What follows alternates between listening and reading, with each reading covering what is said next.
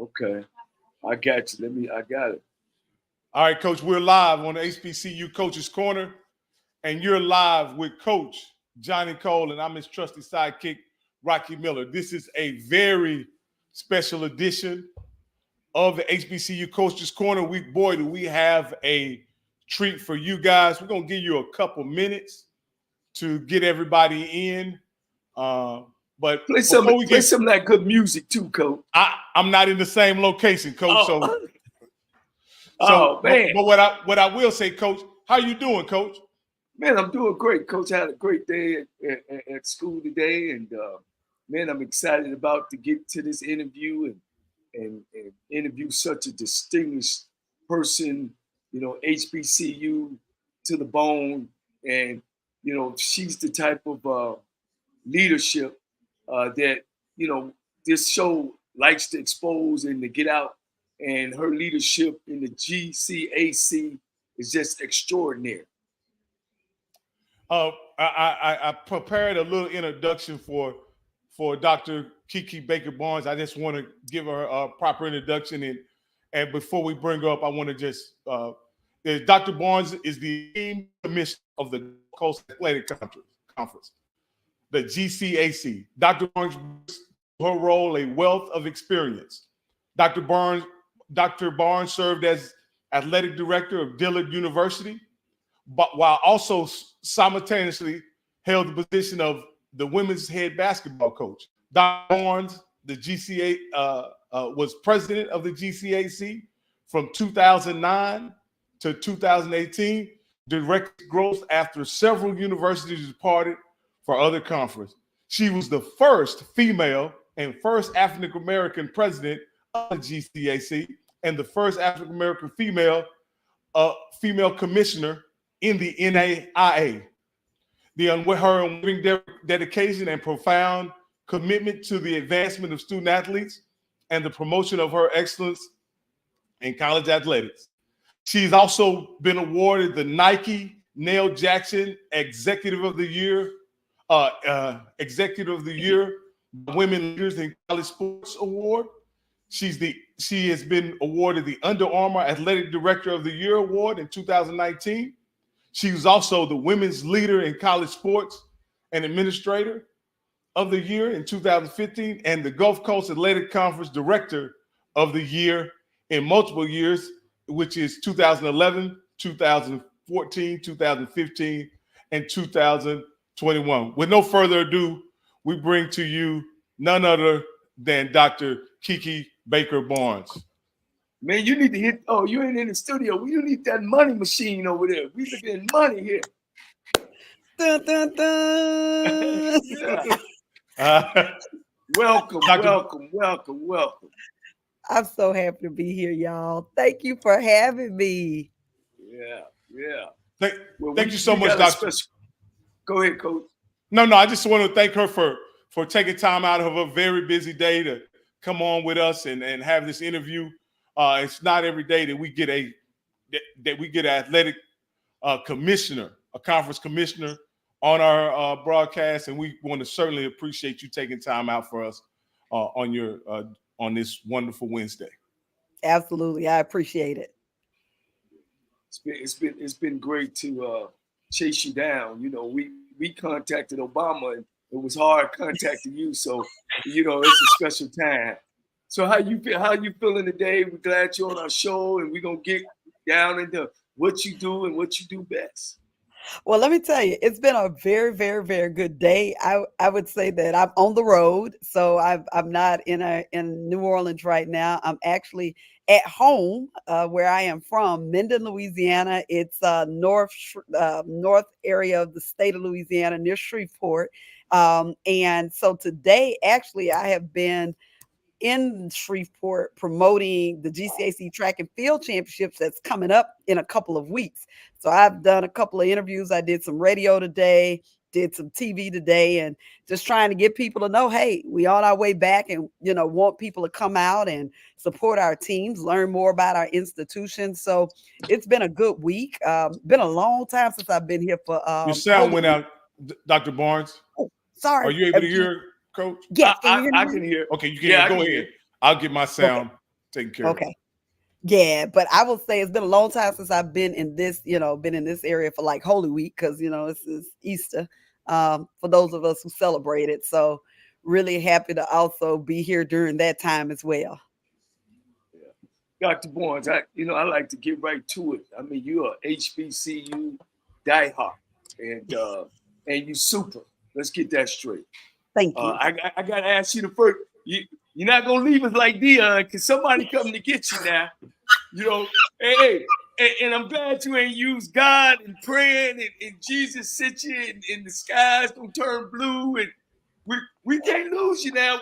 Now we might need you to go to somewhere else, but we can't lose you now. You know, the irony of you saying that is literally, and I think when Dion made his decision to leave, I think I was interviewing with somebody about something. I told people, I said, I ain't mad at Dion for leaving. No, I'm mad that he came in the name of the Lord. That yeah, literally, yeah. he didn't have to tell us the Lord had sent him and he was going to be here for us. And you got to think about it. He was sitting there with a lot of single mamas and grandmas and aunties with their baby boy, they pride and joy. Talking about, I'm going to be like that father figure they ain't never had. I mean, hey, he sold that thing, right? You know, But see, he we didn't have that black background. If he'd have known, he would have known. But now we serious about some God now. serious about our Jesus. Hey, if you're talking about it, man, we cleaning, we washing feet and all that Everything. kind of stuff. So, but he had to go.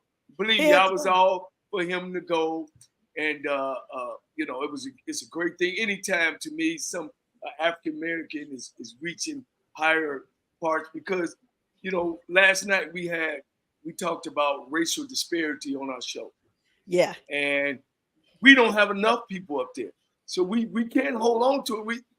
And I know I said that, we're gonna have to get you up there, but just bring somebody with you, Doc. That's all I'm saying. Bring some folk up there with you, so we can move forward. You know what? So here is I would say I would if I had a soapbox item, right? If I had something that just chops my hide and that I really feel like in the community we have to have a conversation around, it is this idea that anytime we leave a space that is mostly HBCU or all black, like anything that's all black, it's always considered we moving up. Like that, I mean, like the psychology around moving up. Oh, what do you mean? So I wasn't somebody when I was in a black space. Like it really. There's a psychology that we really have to have some conversations around when we start saying, "I'm moving up." Because I'm going to be in non-predominant black spaces. Like You talking? and what I'm going to say to you is personally, um, if somebody says, and if this is the athlete coming up, and like, I've been that girl, and I was that girl where I was, so I always was that. Like to me, somebody telling me I moved up because I left a black space. Well, Like I don't understand that it's a huge conversation. There's a lot of psychology, but I feel like we really have to have conversations around how we believe that our spaces aren't good enough to say that we are the best if we're the best here. well, I'm just throwing that out there. I'm just well, Dr. Barnes, I think you have a great point. I think when we talk about when we talk about elevation, a lot of people are normally talking about an increase in their responsibility and an increase in their paycheck. So I think that's take what. that. I'm okay with that, but that psychologically it's like no, now you somebody because you in the other space like that's what a lot of people are saying, like, well, you was just there, you really good. I've seen people arguing about why we shouldn't do Celebration Bowl versus the NCAA playoff and basically saying, well, if you just won the Celebration Bowl, you're really not the best of the best. I was Right. like, but who cares? Like, why is that a conversation? Why do we have to be validated outside of our space? It's just a question that I have, because that says to me that, oh, well, I'm still not good enough if I'm the best here. So who decides?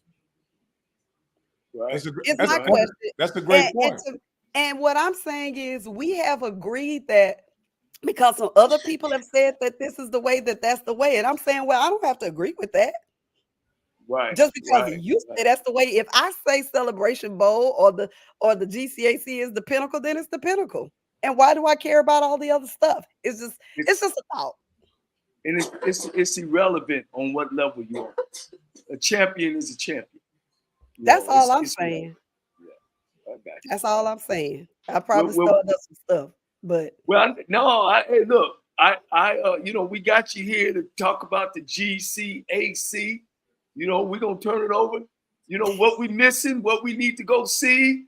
I've coached in NAIA. I've coached on all levels, really. Division 2, 1, 1A, 1AA.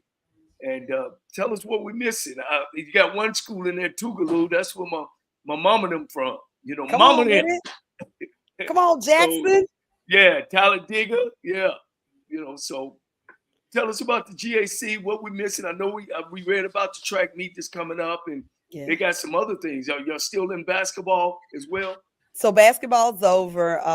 It was a great season. This year we had 2 men's basketball teams and 2 women's basketball team make it to the postseason.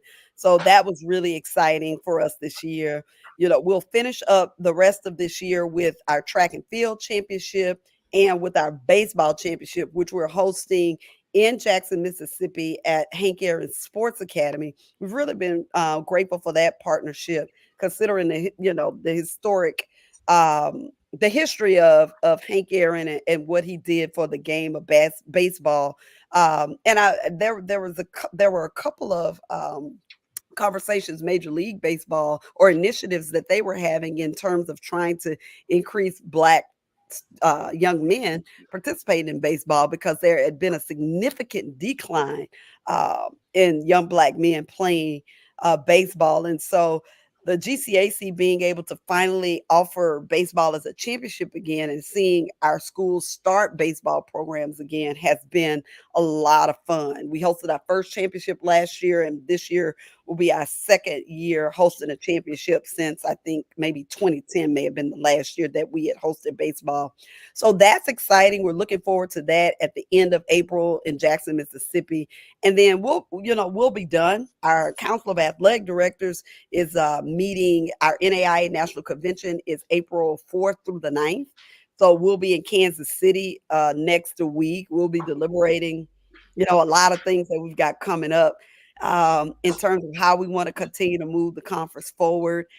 We voted 3 new members in earlier on in this particular year. Wilberforce out of Ohio, Voorhees College in Voorhees University in South Carolina, and Stillman College in Alabama, where we hosted our basketball championship. So starting July 1, the GCAC will be moving to 13 members, which will be the largest we've been in our entire history of the GCAC. And if you have not heard, we'll also on July 1 be taking on a new name and a new identity. July 1, we will be known as the HBCU Athletic Conference, the HBCUAC. Wow. And so we are really, really excited about kind of stepping in to our power, owning our identities as an HBCU conference, the NAIA's only HBCU conference, and really starting to help people learn more about our institutions, who we are, and the great programs, both athletic and academic, that we have at our institution. So it's about to be a whirlwind, man. It's going to be so much fun. Yeah. Well, I was looking at the dynamics of where all your schools are. You know what I mean? And all the travel that goes on with that. You got to have some partners, or these presidents at these colleges have to be making a commitment to these athletic programs just for travel. Yeah. And I'll tell you, so one of the things that our ADs are working with right now when they get to convention next week is finalizing what the basketball schedule will look like. So we will be breaking into divisions. Part of our growth strategy was we want to get to 16 members. That's our desired goal. 16. So we're at 13, and we said once we got over 10, that's when we would start looking at divisions. So we will be at East and West divisions for next year, and there will be a schedule that where they're playing home and home in their division. There'll be some cross divisional play, but based on the last conversation they had, their last 80s meeting, it maybe they'll be paying pods when they're playing across out of their division. So we've been working on strategies for a while because the plan was always to get us to move forward to 16 members, which we knew, of course, would stretch us in terms of travel. So that is the strategy that we're working through to manage the travel piece. Dr. Barnes, with you guys being in the NAIA, how does the HBCUAC line up against other NAIA conferences as far as numbers and things like that? Will you guys be an outlier, or will you guys be pretty consistent with what the NAIA offers as far as conference makeup? Yeah, I mean we've always been in line with the conference makeup, so there's no difference in terms of what it looks like for the NAIA. Now, I think again, if we get to 16, we might become the largest NAIA conference. And I would have to go and check and make sure, but I think we would become the largest NAIA conference, and I think we would be the largest HBCU conference when we get to 16, meaning that out of all the conferences that exist, we would have the most members. Well, you know, I'm a football coach, former football Yes. coach. What? Hey, we ain't got no football over there. What we looking at? I send you my resume. Are y'all looking in the future to maybe start football? For the most part, that's not something our schools right now, for the most of our schools are not interested in. Now, let me say this. When Edward Waters was with us, this may have been 3 years ago now, before they left. The decision that helped them to leave was the president at that time asking the council, "Hey, is anybody else going to do football?" And at the time, though, the presidents who were a part of the council at that time all emphatically said, "We're not interested." Now, that's not to say that I've got, I think half of my council is, I've got a new set of presidents who were not a part of At the that conference time. at that time. So that's not to say that my current council might not change their mind. They might start saying we're exploring this with our group. I think it would be a question I would have to ask them. Like, is this something y'all thinking about exploring? I will say for the most part, I feel like I'm pretty in tune with my ADs. Nobody's interested in that right now. We're all in on basketball and what we have, and letting basketball be our bread and butter. I think it's the space where we could really have a chance to compete. In terms of our strategic plan for the conference, we are looking to develop our basketball championship experience in the same way the CIAA has done it. And so we are hoping that we can build a similar experience now in the Deep South, like what they have built on the East Coast. We can, in terms of what resources we have and what our institutions have, we feel like we have what we need to build that out, and we could do it well. So it's not just enough to do something, but we also have to be able to do it well, and it has to make money for the schools. That's the other piece of this. From a conference standpoint, being the youngest of all of the HBCU conferences, we are 43 years old. And as a group, operating as a group of HBCUs, that didn't start until 2010. So our conference really operating as a group of HBCUs is only 14 years old, right? So we are what I would say is a startup.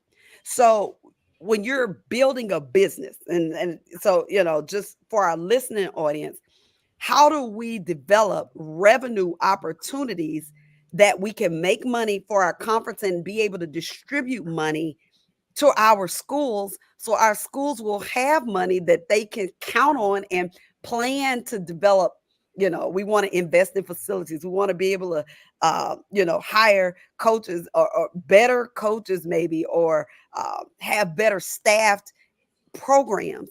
Well, all of those, it's a collaboration. So from a conference standpoint, when we're looking at building a business model, because remember, all of the other conferences have been established. Their models are there. You've got your football, you've got your classics. With the media rights deal is one tent pole, right? It's one revenue opportunity that's helping us. I am right now the only full-time employee. I need to be able to get some other people in as a part of that. But up until we got the media rights contract, the only revenue source we had was membership dues. Right. And those, so when you think about membership dues, like that's it. You have to pay all your staff and host 8 championships just off membership dues. So the question is, where does the money come from? Right now, I could say, well, I could ask the schools to pay more, and my presidents would look at me like, that's not why we hired you. We hired you to find other ways we can make money. So you're not asking me for more money, because the money that I have on campus, those presidents need to be utilizing that for other things that need to happen on campus. So from a conference perspective, and what my role is, I got to find other ways for us to make money. Now, the second question is, well, what are the assets that the conference owns? Well, the conference only owns its championships. So the basketball championship, the track championship, the volleyball championship, the cross country championship, baseball championship, softball championship. I have to figure out how to monetize those in a way that they can make money, and that we'd be able to support the conference office, grow the conference office, as well as hopefully put money to a side where we could grow and then be able to have distributions back to the school. So this is a long-term strategy we're working to build. And you have to do one thing at a time, right? And you have to do things that make sense based on what you have. So when we look at basketball and we look at what CIAA has been able to do, we all have basketball programs, and our programs have been historically good. So we have a product now that we've got to work collectively with our institutions to figure out how we market that and how we make ourselves attractive. How do we develop brand partnerships that will give us big money to help us be able to level up? And so that is kind of, I would say, from a strategy standpoint and strategic plan, when I'm thinking about what we're doing, how are we doing this? And that's the fun part of this, right? This is what makes it fun, because we're so young, we're at the beginning. We can be creative. And so it's really, really an exciting time for the conference. So, Dr. Barnes, do you foresee a time when you guys can possibly engage in competition on the court and on the field against the SWAC schools? Yeah, To we already even doing that. We to beat them grow in your brand? volleyball. We already beat them in volleyball. At least I will say the lower half of the SWAC, we beaten them already in volleyball. In basketball, depending on the year, during my time when I was the athletic director at Dillon, my basketball teams beat UL Lafayette, Sun Belt Conference. We beat Southern, SWAC.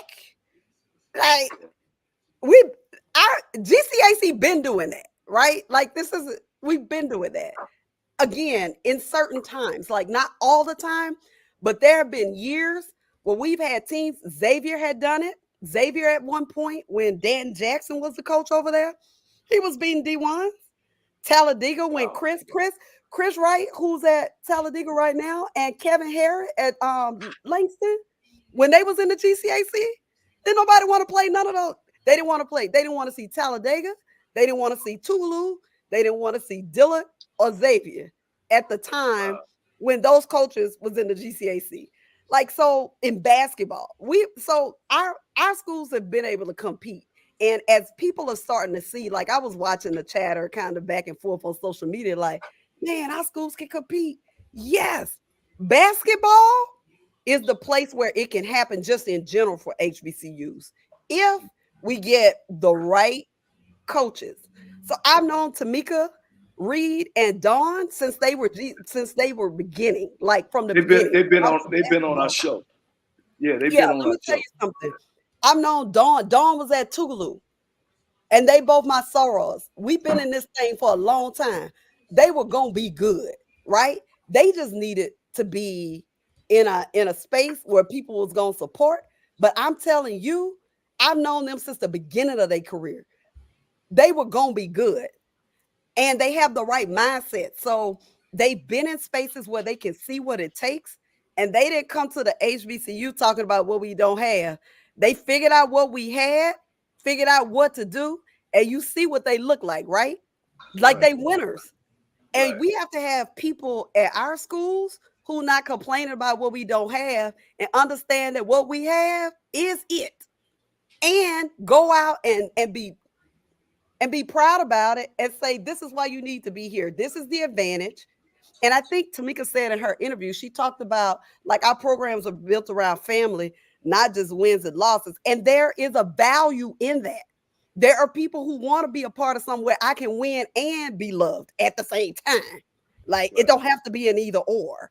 And so they're really, when we're talking about how we collectively as a HBCU community figure out how to level up, like you got to have people on the teams that ain't always crying about what we don't have. I'm just and we just have to do things the best way we can. Like do things the way we do them in our unique way, and we have to be okay with that. As long as we always comparing ourselves to people that we not in the same place with, then you always gonna be looking like you're a loser. Like I don't understand that. Why are we having conversations about those kinds of things? And so for me, as the leader of this particular conference at this particular time, we are focused on being the best we can be and creating our own space and being the best at it. And that's what it is. And if you want to be a part of that, it's gonna be next level. Wait till you see So how when we reveal, I'm gonna just say this right now.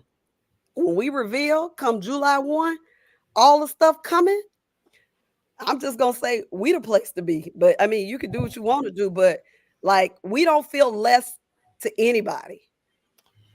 Commissioner Barnes, let me ask you this: as you're speaking and delivering your message about, and I see how enthusiastic you are about your conference, you have the demeanor of a coach that is encouraging her players, right?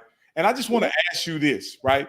You took a career track that went from the court to being an executive in athletics. From what I understand, that's an unusual track right now. There are not many executives in athletics who were once coaches. Do you think that aspect of being a coach is important for you understanding what's happening on the ground, on those teams, on the athletic field, and how to improve uh, the product and how to relate the product to your fans? Do you think that experience has a significant amount of value? Oh, absolutely. Because and I'll say this, when you recruit, like when I was a recruiter, and this is where the people that win, and this is why I will highlight my sisters because they my girls, they my sorors. When I look at Dawn, I look at Tamika, it's not just enough for you to know what it takes to win, because what it may take to win in the GCAC may not be the same thing it take to win in another role. And so the key thing is understanding your particular environment and all of the pieces of the environment. Like not just not just okay, well, I know this is what a such and such over here is doing, so I'm gonna do what they do, but what they do may not work where you at. So when I was recruiting players, I'm watching players, and there were a lot of great players, but every great player didn't necessarily fit my program, didn't fit my personality. And so the key is finding the great player that works great with you. And what I see happen is people just be going like when it comes to strategy, like you just looking at what somebody else doing and thinking you're gonna replicate it without really understanding what works best for the environment, for the leadership, for the team you're on at the time that you're at. We are a startup. There are some people that can't deal with the chaos of not ever knowing how everything's going to work out. A person who who needs to know everything and everything got to be laid out cannot work with me right now in this particular time. We are a startup business. So that means that things may frequently change because we are growing. There are some things that may not be known and we're discovering at the same time. So you have to be uncomfortable with it, with not knowing everything, and just having faith and trust in that my leader is solid. She ain't gonna lie to me. She's gonna be clear. If it ain't right, she's gonna say that, and we're gonna keep moving. But there are people who not built to build. There are some people who need a perfect situation. Everything now, I get everything I want. I ain't got to worry about nothing. I just show up and I can perform, and they are great. And so when I think about my experiences as a player, move to coach, and building successful teams, and now having a conference and trying to figure out, well, we in this space, and I'm trying to figure out how I can get the right people on my team and figure out how we move this thing and be able to do a whole lot of work, but we don't have a lot of money, and we don't necessarily have all of the full funding that's needed. We don't have a full staff. Again, I'm a staff of one with a whole bunch of independent contractors. So the people that I have brought on as independent contractors, man, I got the Avengers. Like the team I have is unbelievable. But understand that everything that we've accomplished in 2 years is because I could recruit. And I know how to understand the environment I'm in and what type of person will fit the type of situation we have. And those are the things that I feel like, in terms of when you're thinking about how you can be successful, those things are very critical as a leader, and beneficial. So it's unfortunate sometimes that you don't always see former athletes and coaches get these opportunities. But I can tell you the experiences that we've had from competition, being able to, recruiting, managing, finding the right coach, all of those kinds of skills have helped inform how I'm leading right now the conference. So it's just, and like I said, my sorors, they understand their situation. They understand who they are. They understand the type of person that's going to work well. That's why they're having success where they are. And wherever they go, they know they can replicate success because they understand those key things. And that's what it's about. We just want to do a good job. I want this conference to be a solid conference. So when I do transition, whenever that happens, that someone can kind of step in and continue to build on top of, right? That's the responsibility of a builder. That's what I am. I'm a builder.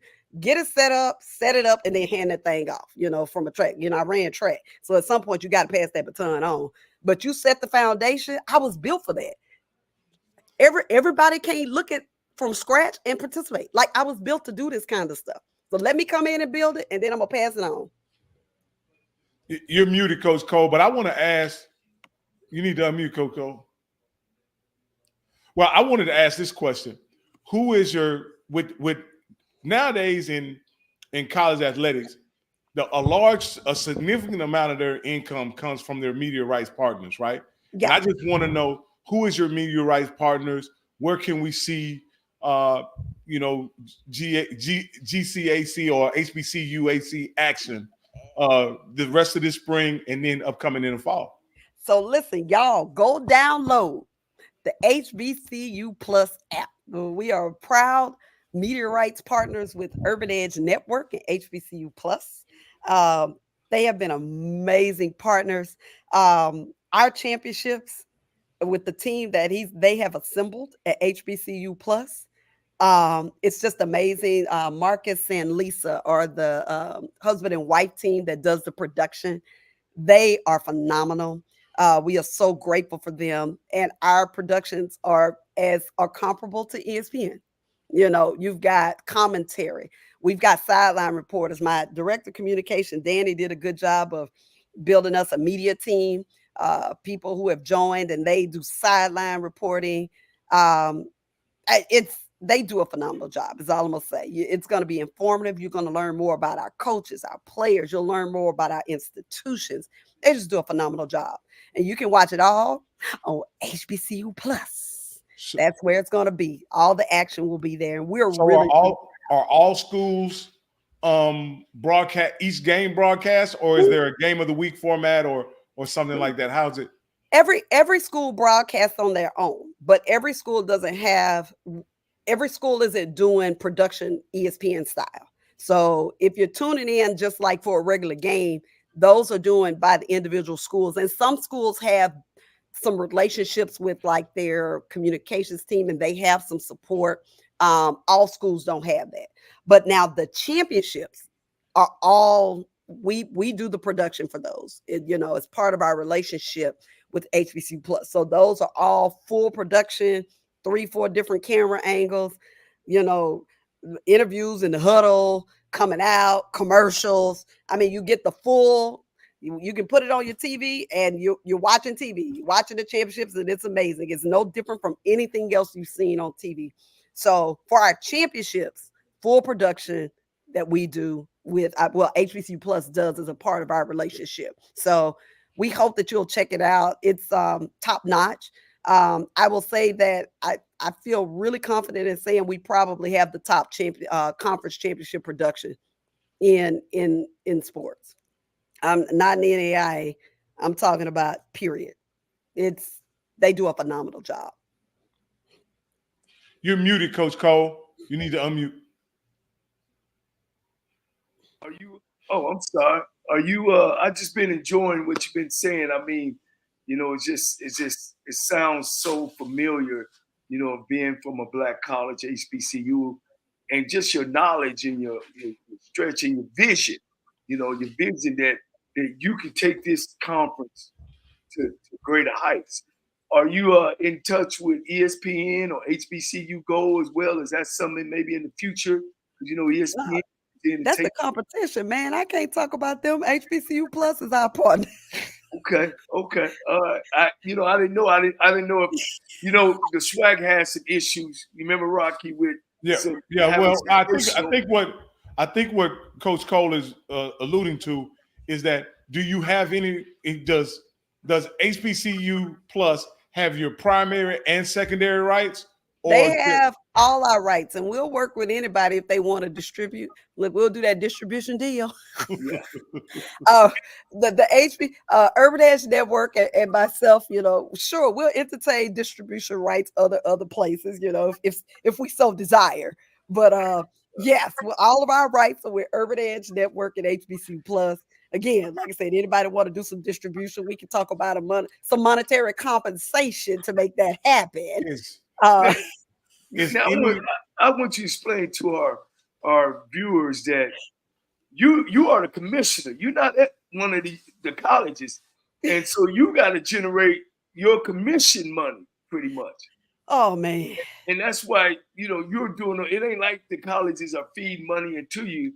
It's like you got to go and make it happen. No, exactly. Like I said, I got the president's hired me and said you got to go find some more money, because we ain't gonna continue to be paying these dues and not get nothing out the deal. So the media rights deal was the first part of that. The second revenue generating tentpole, I guess, in terms of when you think about our conference as a business plan, we've got media rights. Secondly, we have relationships with cities. So remember, I said the conference's assets are the championships. And remember, I have to monetize championships. So we have been working collectively with cities to bring our events to their city. So with track and volleyball, the Shreveport Bossier Sports Commission is our partner, meaning that they put in a bid. So there's a competition amongst cities for us. There are costs associated with that these cities are delivering on behalf. We deliberate the bids, and then we figure out which one is going to be best for our institutions. They have to pay the bid fee, which is a revenue pool for the conference. So that's another that we didn't have that prior to me starting. We didn't have a media rights deal. We didn't have bid fees coming in.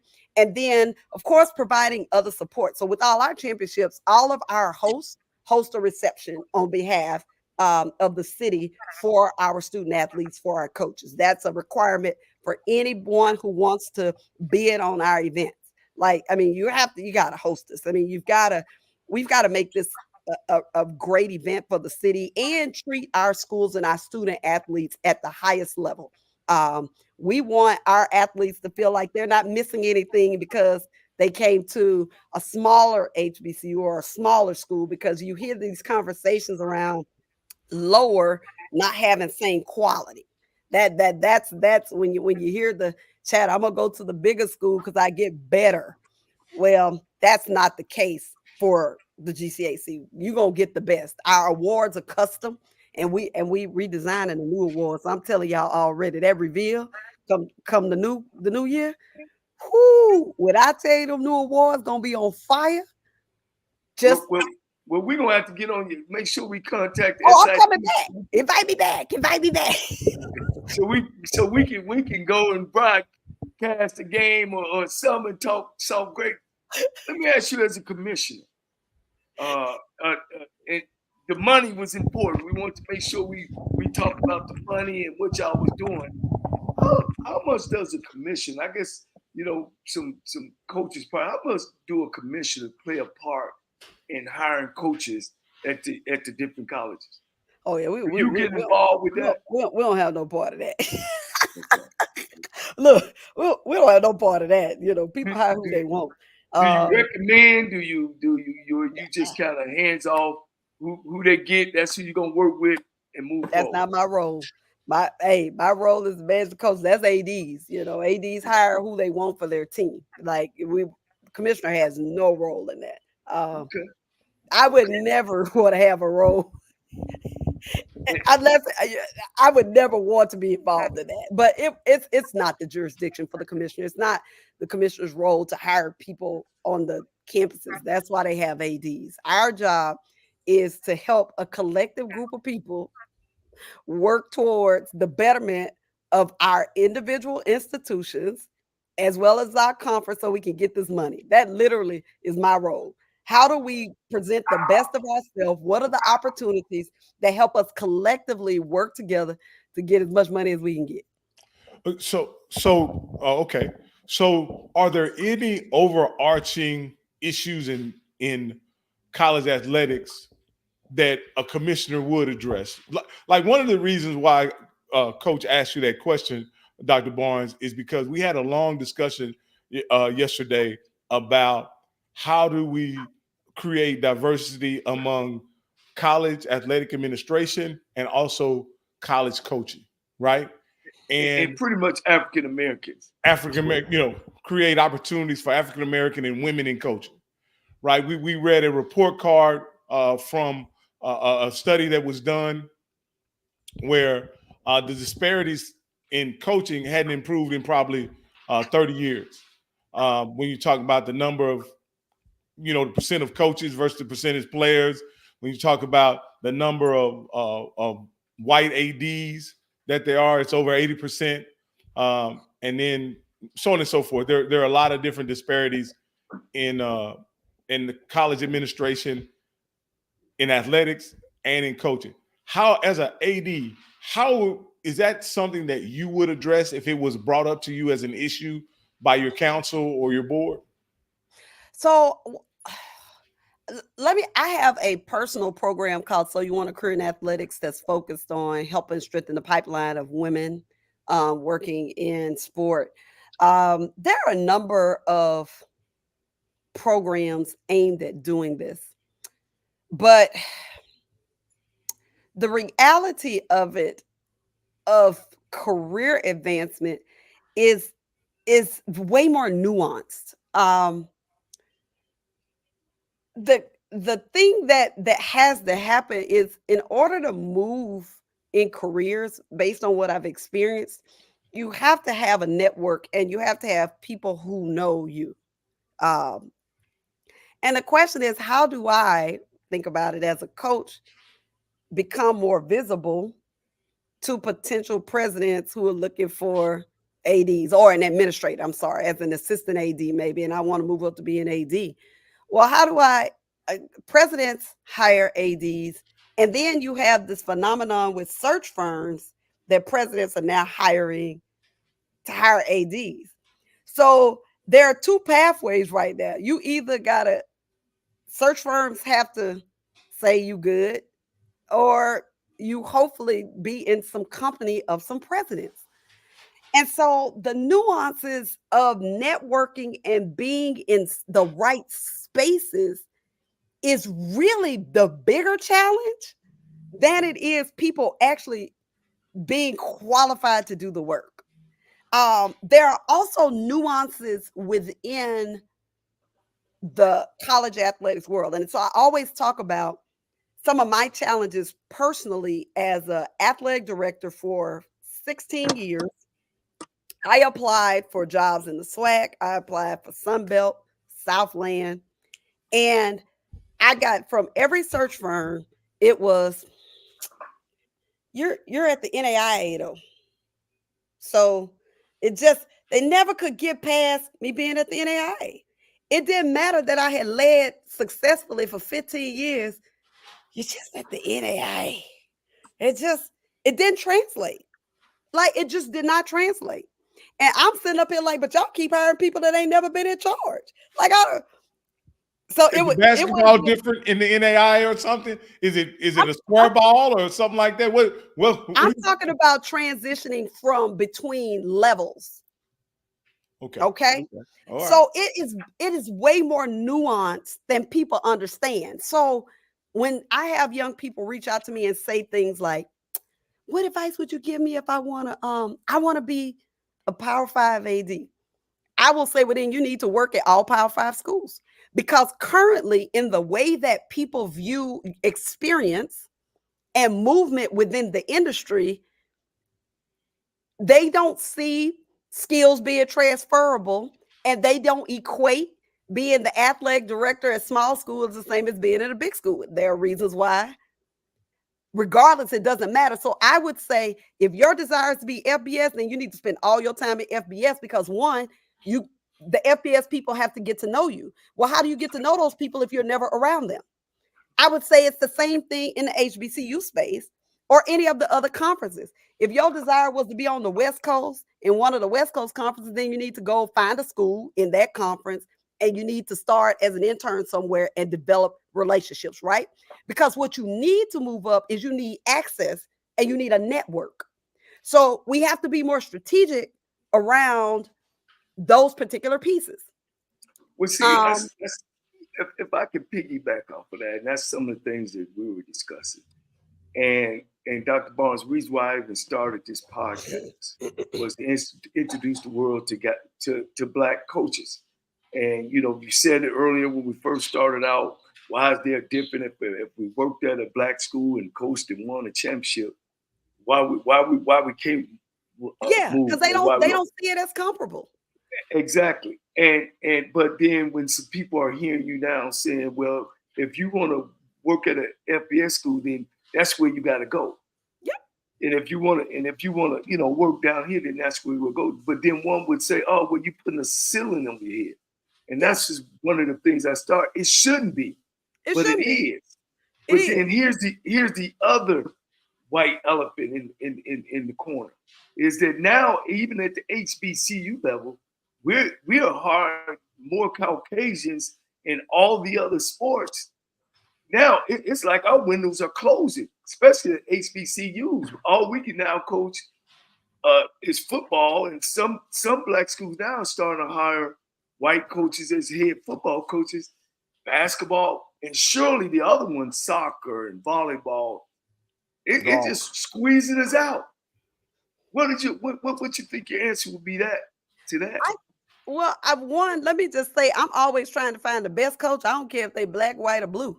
I want to win. So I will say, just from a perspective of a person who has produced highly successful teams, I'm just trying to find the best person. I create my profile. I know exactly what needs to happen. I know what skills I'm looking for. and what is going to help. And again, the key thing is understanding that what makes me successful at small HBCU may not be the same skills that's required at maybe a larger school. It really doesn't matter as long as you understand. If you're the leader, you just have to understand what it would take and what kind of person. So I will say that starting with profiles, first of all, and understanding what key things are needed for a person to be successful is really clear. You have to do that first. So I'm just putting that out in the atmosphere because honestly, I don't care. I'm looking for winners. If you can win and you can get it done, you can be on my team. But in the conversation around advancement for minorities, it really is. We just have to understand how people see it, and then we have to create a strategy to deal with the system as it is. I am not the person that's necessarily trying to change the system. I have assessed what's going on, and now I have a strategy for working around the system. Case in point, we were only getting one team into the national tournament because we fighting with the subjectivity of ratings. Well, within our system in the NAIA, you get 10 teams, you get 2 bids automatic. And what I said to them from a short-term strategy, let's get these members. So we're going to get 2 teams in. And then we'll work on the long-term strategy is, one, I got to have solid raters. I got to get some coaches who've been in the game because it's a relationship thing. If I know you, I mean, think about this, y'all. The coaches be doing the ratings, right? Man, you know they trying to figure out how to get their team in some kind of way. But you also have to develop relationships. So there's some work my coaches have to do in terms of developing, strength of schedule. You hear all this strength of schedule, all these kinds of things. Well, y'all, if we know that these are the rules, get it done. I was like, I don't understand. You go play nobody but mad because you ain't getting ranked. Like, I don't want to. Let me just say this. I'm not hearing that. So my response to them is, one, you got to go play them. Then second, you got to beat them. So it's not one thing to go and play. I was like, let me tell you something. I was a competitor. I played basketball. Almost beat me don't matter. You got to beat me to respect you. So why are we crying, talking about, man, we went and played them to 5. You ain't win. You ain't win. And let me say this. You ain't recruit good enough. And then you want to come back and talk about the HBCUs and give me nothing. No, you ain't going hard. Now, this is me. This is Coach Kiki coming out. Like, yeah, I see. I don't want to hear that. I'm like, if we say we bout it, be bout it. Figure out what we need to do. We know we need big men. We know we need big women, in terms of like size for basketball, right? We know what we supposed to have. Stop making excuses. Go find us some players. Right? And then you need to commit to developing them kids. And then let's go and compete. But you saw that happen this year for basketball in the SWAC, right? You saw us go compete and win, not play them in the 5 points, right? And so you start seeing those things. So it's like we have to, again, like I said, I'm not necessarily the change the system person. I'm just saying this is what it is. And if we say we want to win, we done figured out the system. Do what's needed, make it happen, and then make them change the system again. Because every time we start figuring out, they change it. They always move the mark, like, don't they? They always move it one. They can move the market every time. Guess what? And we always there. Yeah. When have we never not bet it? So I mean, for the people who want to change it, you can go do that. I just don't have the time. I'm just trying to win right now. And so right now, like, I understand what it is. We need to recruit these teams, and we need to get the 10. So everybody was like, bet. So now we got our 2 bids, and we had two people in national championship. We did that real quick and easy. Now the long-term piece is us working on schedule and going and beating people and letting them know we here. Langston did a great job this year doing that, right? Yeah. Did a great job. Last year we had Tulu didn't receive a vote, right? For the top 25, wound up being in the top 8. They hadn't lost a game by the time they got to the conference last year, but ratings, right? Right. It's okay. They went and did what needed to be done. They lost to College of Idaho in in the top 8 last year, which was the team that went on to win the national championship and was the team that Langston beat. They beat last year's champion to go to the championship this year. But I'll say that those are the things in terms of when we're talking about moving up and trying to figure out how to navigate all this stuff.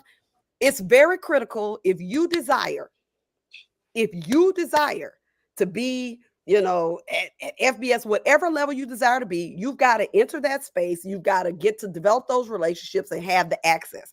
So that's one part of it, being in the right space. And then you got to be good. People be talking about they deserve shots that ain't got no receipts.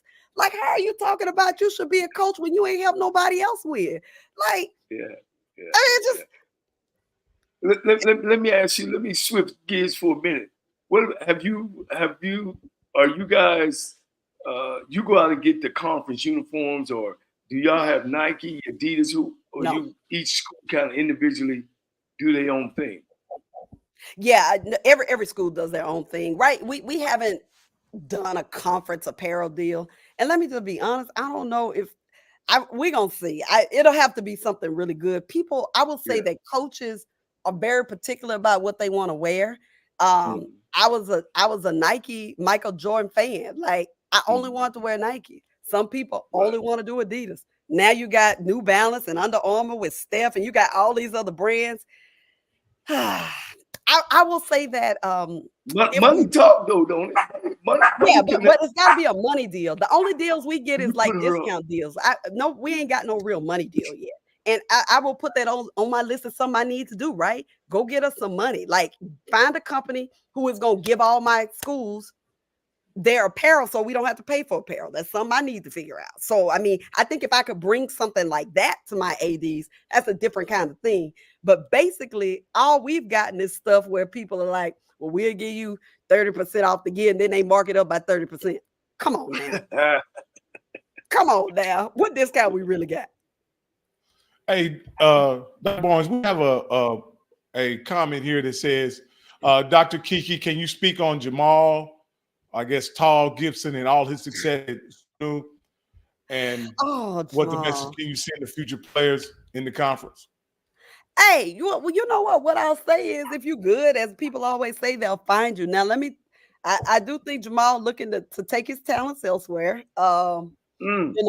I think the hard part about the NIL era right now, where kids can just move around, is that they may come to one of our schools looking to get, they see this as a stepping stone. They don't see this as their end game. So I do believe that he is looking for other opportunities. But what I'll say is, Jamal never would have been seen and would have been recruited by nobody if he hadn't got an opportunity with us. And so I hope Jamal will remember that. He got his opportunity because James Matthews, the AD there, gave him a shot. He got his start here, and I just hope he does that. But I think that's one of the things that's really changed the game. I saw someone post that in the state of Louisiana that there were like less than 50 kids that signed, high school kids that signed scholarships. And that's because coaches are like, I ain't got time to be developing no kid that's going to be able to play by junior year. Man, it's a kid in the portal that been through college workouts, has gone through like that. That's going to be a lot further along. That can help me get my team to whatever goal they're trying to get to, and maybe get them to their win or elevate the status of that team a lot quicker than a kid that I need to spend 2 years developing. And so I don't want us to become like this stepping stone for kids to come here 1 year and then treat us kind of like we like junior college and then start jetting, where my coaches are having to basically rebuild every other year. And I think most coaches probably are feeling that right now. But Jamal he's been amazing. It was fun. He earned the respect. He got National Player of the Week 2 weeks out of the year. I don't know if we've ever, and we may have, I'll have to go do some searching. I don't know if we done had National Players of the Week. He really brought the thunder. You know what I'm saying? So we're really grateful for his talent. And if he winds up somewhere else, I mean, I'm happy for him, but sad that he wouldn't have, come back to defend his title. real quick, yeah, I know you've heard the Nick Saban talk with Congress about NILs and collective, and I've heard all the comments about, well, you wasn't saying nothing when y'all were up underneath the table, and me and Rocky, we had this thing about it as well, and because I come from a coaching standpoint, and Rocky come from a fan standpoint, to say, look, I just want to see the best players. If he over at Nebraska this year and he at the University of Pittsburgh, I don't care. I just want to see him play. But as a coach, put your coaching hat on. It's tough. It's tough. And my answer was always, I want to see them get paid. But somehow they got to put some handlebars on it and make sure the players are paid right, because there's the NIL money, which you can't control, but at least you can control the collective money. So Yeah. my take on it, but it's tough. Oh, it's absolutely tough, but I also agree that the players should be paid. And I will tell you, the line was drawn in the sand for me when Ed Orgeron from LSU won when LSU won the championship, national championship with Joe Burrow and that crew. And when he renegotiated his contract, I think, if I'm correct, there was a $9 or $10 million life insurance policy in his renegotiation. With Joe Burrows or Orgeron? No, with Orgeron.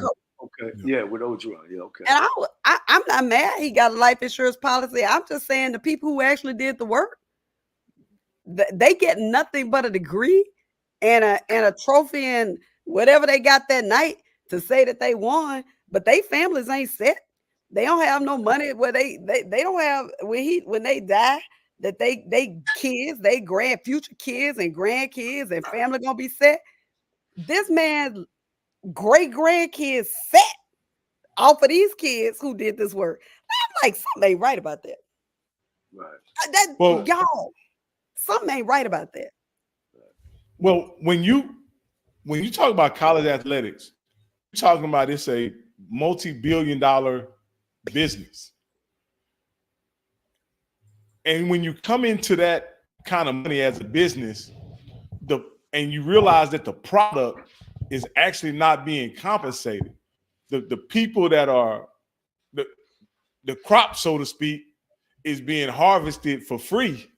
You know what I mean? Literally. You got players out here. What in other words, and what I find very ironic is, for a long time, coaches were okay with players not getting paid, at the same time constantly seeking better opportunities for themselves. And that's what I find ironic in the situation, is that now that the players have just as much opportunity as the coaches, the coaches have a problem with it.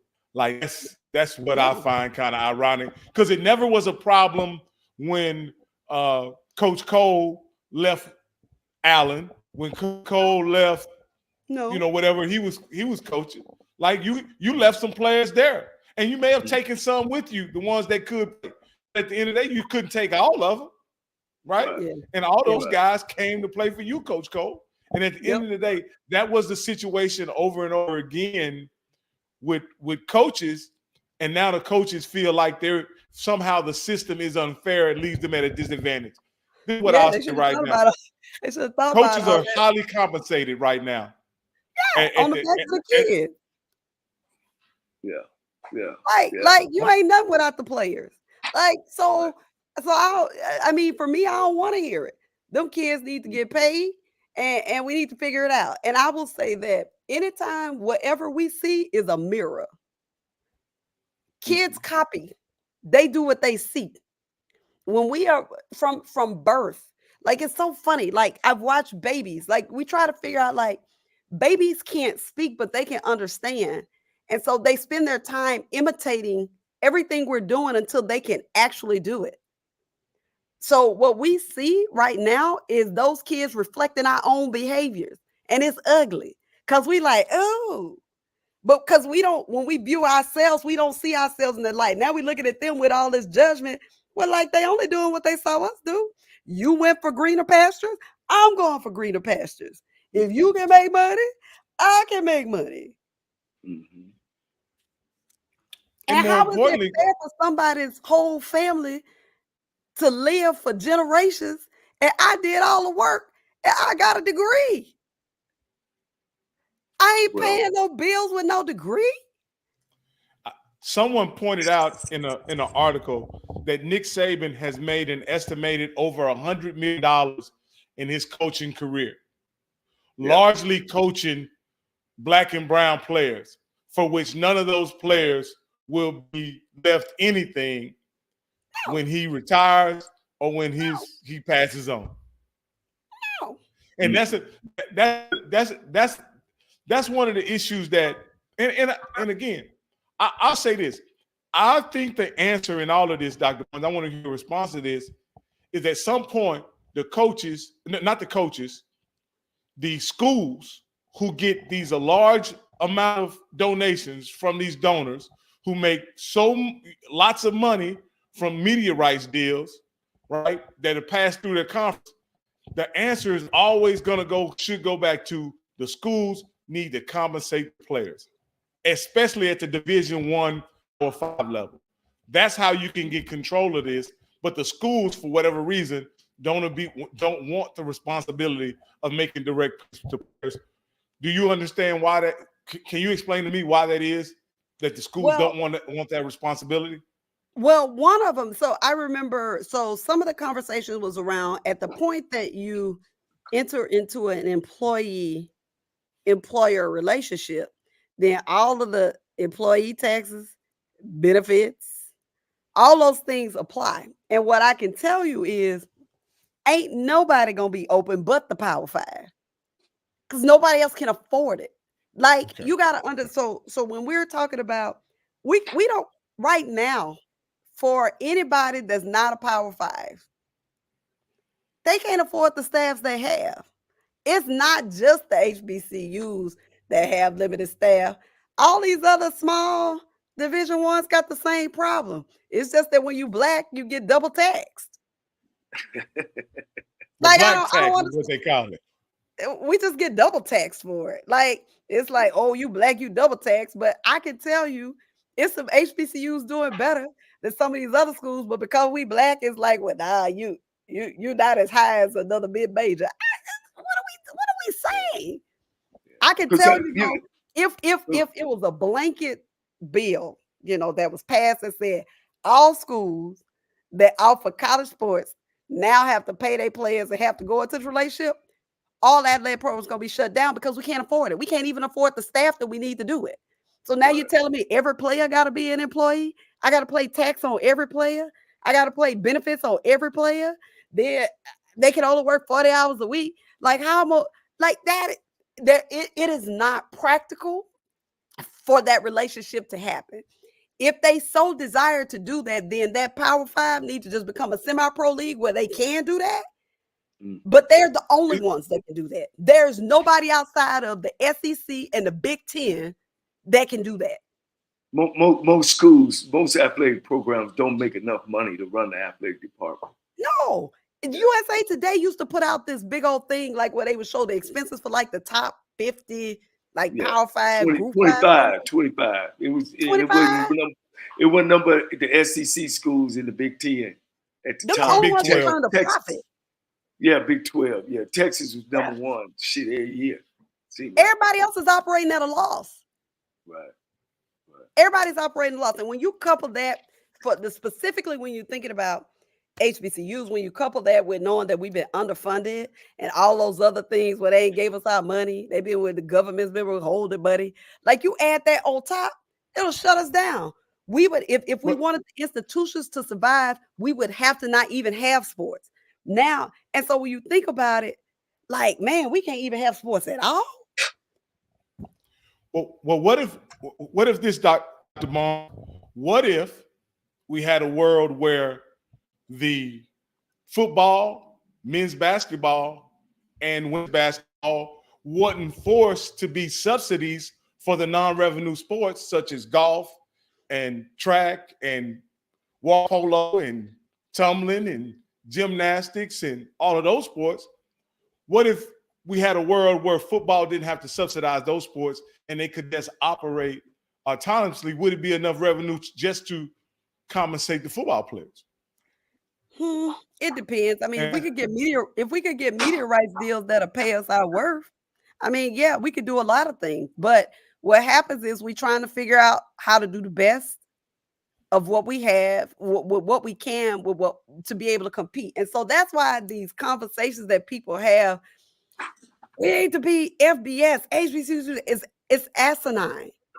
It is like you basically want the school to close so you can compete with somebody that you can't compete with. It's not a bad thing that we can't compete. You have to look at the numbers. Like I be sitting up looking like these people are delusional. Right. LSU's athletics department is larger than Dillard's actual almost faculty staff. When I was at Dillard, I remember sitting up thinking we had like 200 some employees. They got 200 employees in LSU's athletic department. Like, what are we talking about? Like, we're not comparing apples to apples or oranges to oranges. And so I'm saying it with this kind of expression because y'all, it is like insane. It's like the higher these institutions are businesses. Okay. Our revenue source is tuition. You got, you have a development team who raise some money. You have professors who get grants.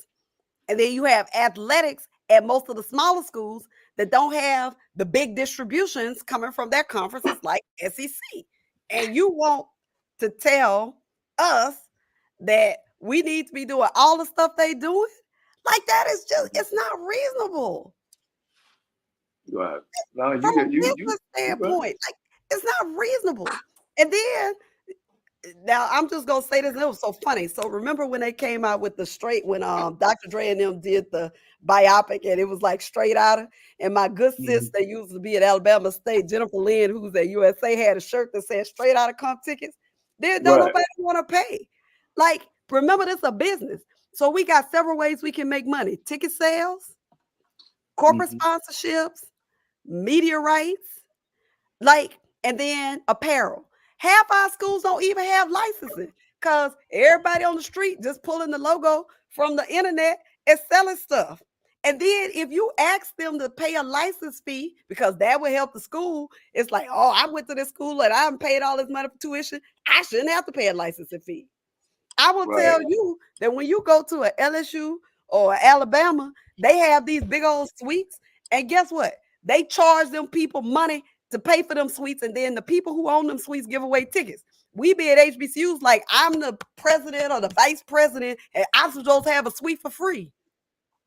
Well, if I'm giving you if that's the asset we supposed to be selling, but you claim you desire it because you have a position of authority and you want to host all your friends so you can get clout with your people, we ain't making no money.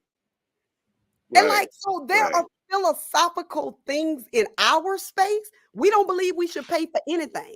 I ain't paying to come into nothing. I went to this school. I ran this joint. I ain't paying for nothing. Over at LSU, they got Tyrann Mathieu for $1 million. Yeah. He paid $1 million. I don't know if they named a scholarship in his name. Now, he one of the best players to come through there. He on the Saints now. He from New Orleans. That's why I called him. But I remember when they did the announcement about him giving $1 million back. And I mean, he was a big time player. He was in the league. I think he's the Players Lounge or something like that. I think that's what it was. I'm not sure, but maybe he gave him $1 million. I was like, and if we was to ask our players to come back, we'll be like, pay what? I gotta pay what? What? You asking me to pay? And then we'll tell everybody that's why I don't support that school anyway, asking me to pay like I hadn't done ABCD for this school. It's like, well, it is a business. And if we don't sell the space, guess what? Them people that work the ticket office, all them expenses that go along with sport, we still got to pay them. And you want to know why we don't have a new facility or why we haven't upgraded the facility? Well, I mean, you don't invest, you don't want to pay. You talk about something that I think plagues our community as a whole, not just HBCUs, where we often devalue what we consider Black and pay a premium for what we consider white. And so that's so unfortunate for a lot of us. Being a Black entrepreneur, that's always frustrating sometimes to deal with. But again, I love my people and I'll never give up on us, but we have to I ain't give it understand. up. I'm just saying, I think it's important for us to understand those things. And I think we have to say it. Now, it's going to piss people off, but it's like, now I can say this better than the way I say. Y'all interviewing me, so you're getting the raw version of me. Like, I wouldn't say this to my alumni if I were talking to them. We just bring that. Hey, look, we real on this show. We just bring it out. Folk here. So you're getting it from a soapbox space, but when I worked on campus, part of my job as AD at the time was educating them on how we fund this. Like, well, how does this happen? And the question would be, well, why we don't have that? Was the question I would get from somebody about, well, why we don't have this? And I'd say, let's go talk about it. And then I open up the books. I start walking through. Here's how many students. Here's how much to feed. Here's my budget. Then I start pulling other stuff. And then I say, here's what we're trying to do with what we have. And they be like, oh, I ain't know. How can I help you? I'm glad you asked. And then from that point, we started working collectively. We find one thing we were going to try to make better. And then we work collectively to build. And then those people helped carry the water for me and started bringing other people to the table saying, man, you got to go talk to the AD, man. She good. Like, because again, people make up narratives. Like, they have their own narrative. Them people don't care about us. They ain't trying to do nothing. I was like, these things are not true, but it's the education part of it. So again, on this interview, you hear me soapboxing, but when I'm dealing with people in my role where I'm trying to move things forward, it's really spending the time to educate people on, well, here's where we are. Here's what it really costs. You want to know what it costs to host a kid? Want to understand why we don't all have scholarships? A scholarship is a discount. It's just saying to this one person that it may cost $10,000, but because I gave you a scholarship for $5,000, you just don't have to pay $5,000. So to you, it's $5,000. For everybody else, it's $10,000. Yeah. But every time we give a scholarship, we basically discount our value. Right. Which means that the cost for food services is a hard cost. The cost for benefits is a hard cost. So now we have to figure out, if we are scholarshiping at this level, then where we making up the difference? Because the bill is the bill. The water bill still going. We still got to pay the water bill. We still got to pay the food people. We still got people at work. All of those things still have to be covered, and we can't do that on air and clout and love. From a business standpoint, as an institution of higher learning. Well, hey, Doc, man, you don't gave it to us. You don't gave it to us, and I know I've been in black colleges all my days, and I really couldn't say nothing. You don't hit on everything. You don't got the potatoes, the steak. You don't talk about my girls, Don, and all of them. So look, Doc, we're gonna have to bring you back, and maybe you can bring another. Because we got to educate our black folk. Everything you said was true. I've lived it, man. I've been to it and heard it and everything. But we don't know that. We don't understand all those costs and why we should pay and why we should support and why across the track things look better and things are a lot shinier. It's because it's been bought. It's been paid for. So yeah, we definitely got to do that. And we don't want to take up all your time, man. We just happy. Hey, we get going. See, Doc, we'll keep you here for 2-3 hours, But I have enjoyed our time. I really appreciate the opportunity to talk with you all. It's been amazing. We're gonna have to get on your sports information director and get on y'all list. And next week we're headed down to Alabama State. Okay. We're gonna put this thing on the road, go down there and watch their spring game, and eventually we want to follow the SWAC around, and now we're going to follow the GCA around, GCA or the HBCU U of A. Yeah. HBCU AC.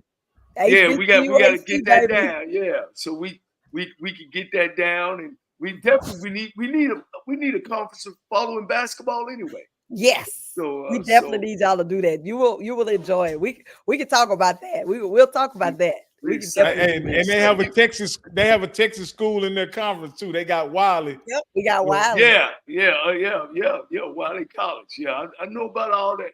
You know, They changed it to university, Coach. They Wiley University now. They just changed it this year. Wow. Now, Edward Waters basketball is still in your conference. No. Edward Waters moved to Division II. They left us 3 years ago. The basketball program too. Okay. Because I was, going through my homework. We serious about it here. We get the homework on you. So okay, but hey, man, it's been a wonderful interview, and it also we will send you a copy, and it also will be shown on Friday as well as Monday. On AJ Jones show. Yeah, and then this show here is live because we wanted to make sure that we go live.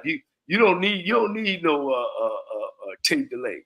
You got it all right there, man. Hey, I can see you had some players.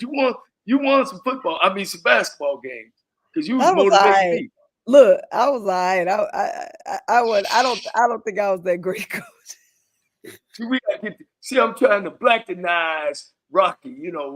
He balanced. He's so balanced. I gotta blackenize him. Hey, coach. I don't know for sure, but I think she won some games, coach. I think she won some games, coach. Just a few. Yes. And not very many. I would say that I was a very good athlete. I did well as an athlete. My earlier years of coaching, I was pretty good.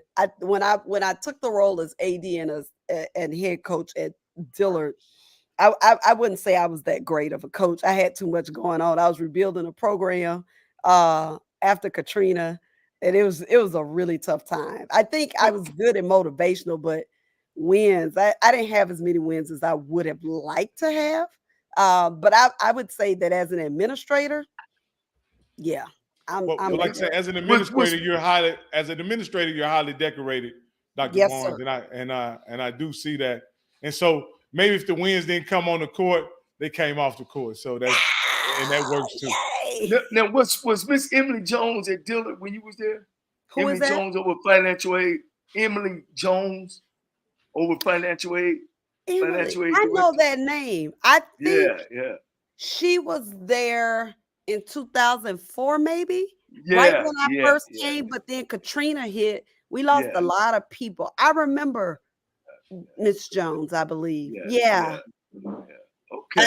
I remember the name. Yeah. I coached her son, Jacoby Jones. Okay. Played with the Ravens. They from Louisiana. But hey, again, thank you very much. I know you on the road. You be moving and shaking, and we definitely got to get you back, and we will be in touch. We definitely will be in touch. Thank you all very much. Thank you again.